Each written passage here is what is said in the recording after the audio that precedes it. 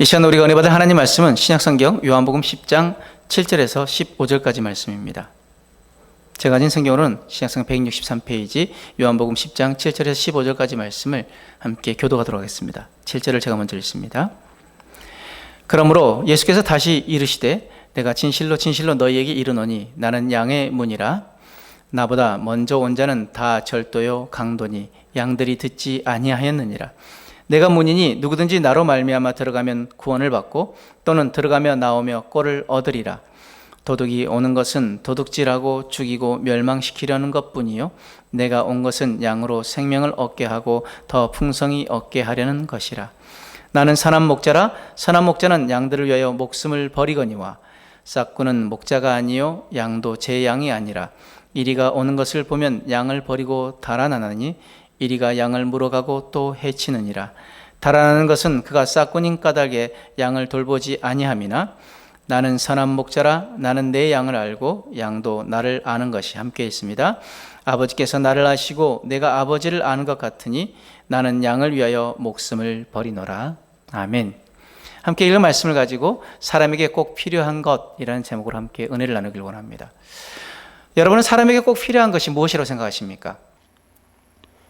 기본적인 생리적인 육체적인 필요가 있기에 우리에게 꼭 필요한 것, 음식, 물, 공기, 또 수면, 이것들은 인간이 살아가기 위해서 기본적으로 생존에 필요한 것들입니다.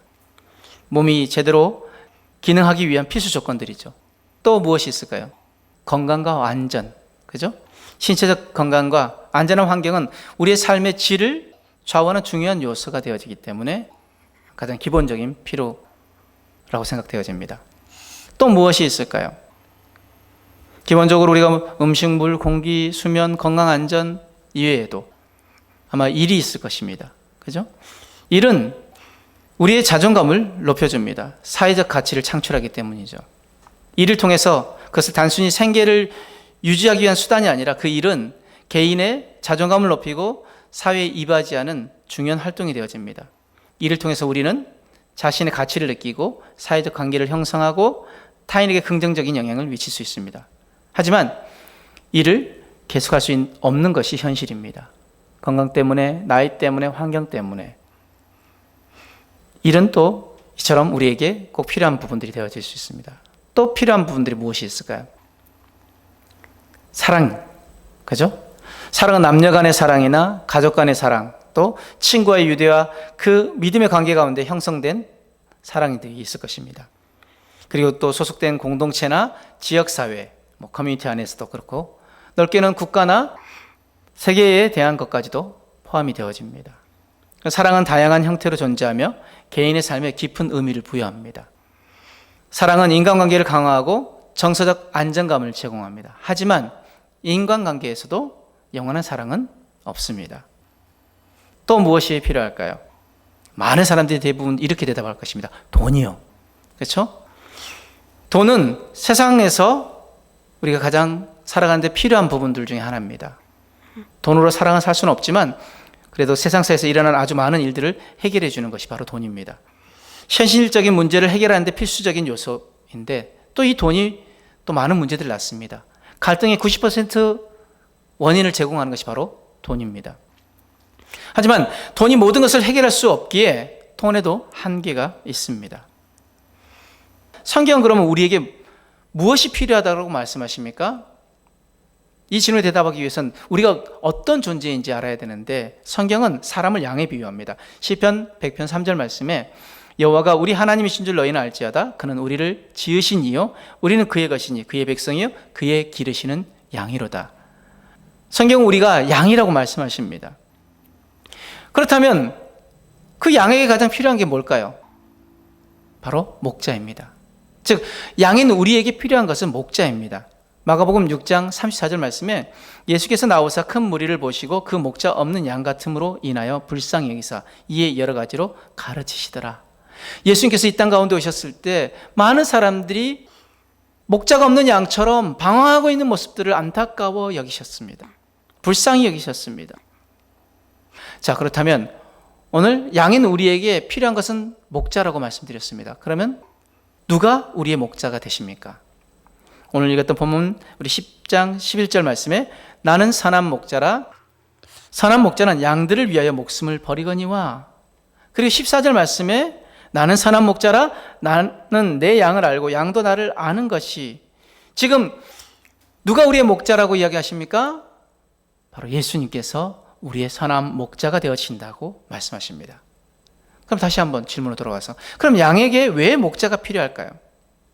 우리 본문 말씀에 요한복음 10장 9절에서 10절 말씀을 같이 한번 읽어봅니다. 같이 있습니다. 시작. 내가 문이니 누구든지 나로 말미암아 들어가면 구원을 받고 또는 들어가며 나오며 꼴을 얻으리라. 도둑이 오는 것은 도둑질하고 죽이고 멸망시키려는 것뿐이요 내가 온 것은 양으로 생명을 얻게 하고 더 풍성히 얻게 하려는 것이라. 아멘. 예수님이 목자가 된 양은 두 가지를 얻습니다. 첫 번째 생명을 얻고 그 다음에 풍성함을 얻습니다. 이 생명을 얻는 것은 예수님을 믿는 그 시점부터 시작되어지는 것입니다. 이 풍성함을 얻는다는 것에 대해서 루터는 충분한 만족이라고 표현했습니다. 근데 불교에서는 생명을 얻기 위해서는 풍성함을 포기하라고 이야기합니다. 열반에 들고 부처가 되기 위해서 청빈과 무소유를 실천해야 한다고 이야기합니다. 그러나 성경 뭐라고 말씀하십니까? 우리가 예수님 목자로 삼는 삶은 생명과 풍성함을 얻게 되어진다고 말씀합니다. 이 풍성함은 무엇이냐? 바로 부족함이 없는 상태, 차고 넘치는 상태를 이야기합니다. 그것을 잘 보여주는 예가 바로 오병이어의 기적의 현장에서 일어났던 사건들이죠. 누가복음 9장 16절 17절에 보면은 예수께서 떡 5개와 물고기 2마리를 가지사 하늘을 우러러 축사하시고 떼어 제자들에게 주어 무리에게 나누어 주게 하시니 먹고 다 배불렀더라. 그 남은 조각을 12바구니에 거두니라. 차고 넘치는 상태, 다 먹고 배불리 먹고 남은 것이 12바구니에 가득 찬, 이것이 바로 풍성함입니다. 근데 성경에서 목자를 따르는 양의 모습 속에서 생명과 풍성함이 가장 잘 드러난 것이 시편 23편입니다. 시편 23편 1절을 보면 여호와는 나의 목자시니 내게 부족함이 없으리로다. 즉 풍성함, 삶, 부족함이 없는 삶을 잘 드러내고 있는 것이 바로 시편 23편인데, 시편 23편에서는 세 가지 부족함이 없는 삶을 나타내고 있습니다. 첫 번째, 무엇에 부족함이 없느냐? 바로 쉼에 부족함이 없습니다. 시편 23편 2절 말씀에 그가 나를 푸른 풀밭에 누이시며 쉴 만한 물가로 인도하시는도다. 지금 쉼에 부족함이 없다라고 이야기했는데 여기서 그가 나를 푸른 풀밭에 누이시며 쉴 만한 물가로 인도하신다라고 말씀합니다. 근데 양을 풀밭에 눕게 하는 것은 대단히 어려운 일입니다. 4가지 조건이 맞아야 양은 풀밭에서 쉼을 누릴 수 있습니다. 첫 번째는 양은 겁이 많아서 완전히 안전하다고 생각되지 않으면 눕지 않습니다. 또 두 번째로 다른 양과의 긴장 관계가 해소되지 않으면 양은 눕지 않습니다. 한번 서로 밀기 시작하면 목자가 떼어놓기 전에는 그만두지 않습니다. 세 번째는 기생충의 괴로움에서 해방되지 않으면 눕지 않습니다. 양의 털이 부드럽고 길어서 기생충 해충이 달라붙으면 쉽게 떨어지지 않습니다. 그래서 가죽이 벗겨지도록 피가 나도록 나무에 비비고 뜁니다. 그 기생충 해충을 떨어내려고. 네 번째로 배가 고프면 쉬지 못합니다. 배가 불러야 쉴 수 있습니다. 그런데 이 4가지를 공급해 줄 수 있는 유일한 사람이 바로 목자뿐입니다. 하나님 나의 목자가 되어주시면 우리 인생에서 참 쉼을 누릴 수 있습니다. 두 번째, 무엇에 부족함이 없느냐? 바로 안전에 부족함이 없습니다. 시편 23편 4절 말씀에 내가 사망의 음침한 골짜기로 다닐지라도 해를 두려워하지 않는 것은 주께서 나와 함께 하심이라 주의 지팡이와 막대기가 나를 안위하시나이다. 목자는 계절이 변할 때마다 양들을 좀 더 풀이 많은 곳으로 이동시킵니다. 겨울에는 저지대에서 양을 치고 여름이면 좀 더 높은 곳, 시원하고 풀이 많은 곳으로 이동합니다. 그런데 그 이동 경로에 문제가 있습니다. 바로 골짜기를 통과해야 합니다.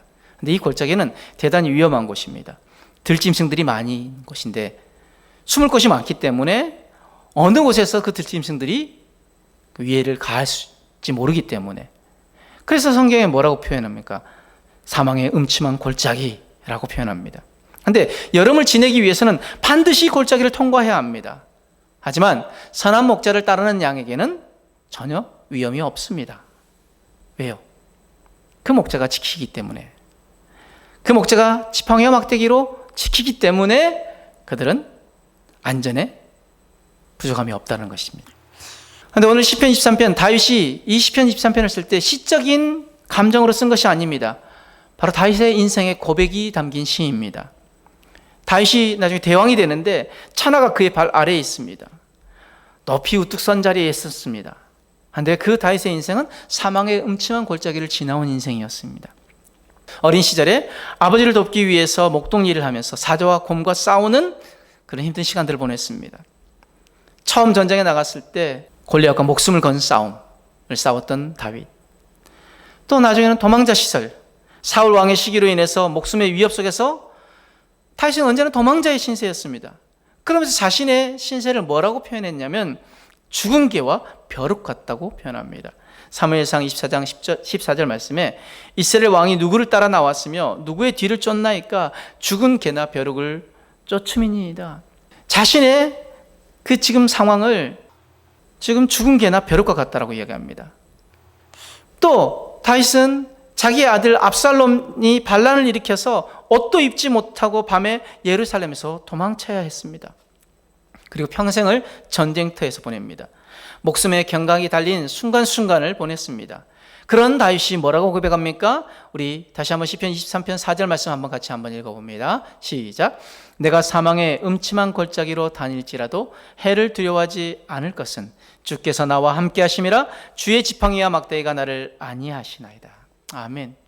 보통 사람들은 염려의 95%가 바로 아직 일어나지 않은 일에 대해서 염려한다고 이야기합니다. 아직 닥치지 않은 어려움을 상상하면서 염려하고 괴로워합니다. 그런데 위험이 없는 경우에도 위험을 상상하면서 괴로워하는 사람과 위험 속에서도 내가 해받음을 두려워하지 않는다라고 말할 수 있는 사람의 차이는 무엇일까요? 바로 누가 인생의 목자가 되시느냐입니다. 다윗이 힘과 능력이 있어서 두려움이 없는 것이 아니었습니다. 다윗의 시편 곳곳에 자신의 연약함을 고백합니다. 그런데 다윗은 왜 두려워하지 않는다라고 했을까요? 바로 하나님을 자신의 목자로 믿었기 때문입니다.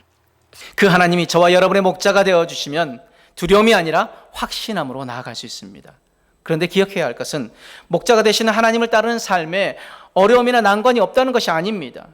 그 어려움은 이유가 있는 어려움입니다. 그 이유는 무엇입니까? 좀 더 높은 곳에 올라가기 위해서, 더 좋은 풀이 있는 초장으로 인도하시기 위해서, 우리에게 더 풍성함을 누리게 하시기 위해서 그 사망의 음침한 골짜기를 통과하게 하시는 것입니다.